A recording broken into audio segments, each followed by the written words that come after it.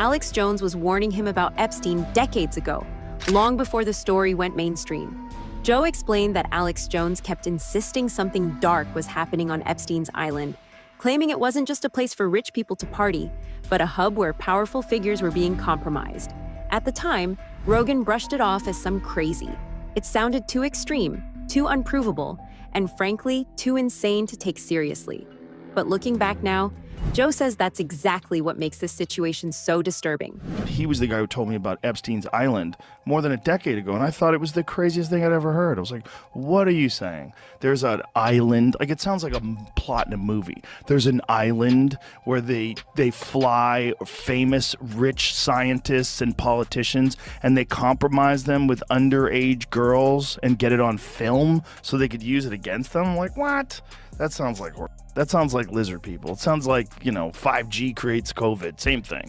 Yeah. But turns out it was true. And it's one of many things. He was the first one to warn me about a social credit score system.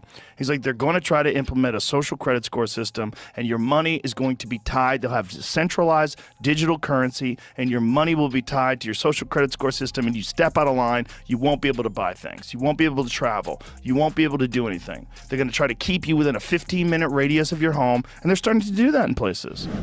With this new release, however, all of it is slowly starting to make sense. And the names of the people involved are insane. What's wild is how many of these names were already floating around years ago, quietly mentioned and quickly dismissed. Back then, the media framed them as coincidences or unproven associations. But with the latest batch of documents, those same names are reappearing alongside concrete timelines, repeated contact, and direct links to Epstein's operations. And the chairman of a prominent law firm is stepping down over his association with Jeffrey Epstein.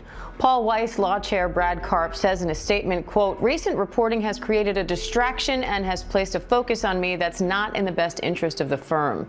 The firm says Karp will remain with the firm, just in a different role. Senior Washington reporter Will Staken is here for more. Hi, Will. So what's the latest on this growing list of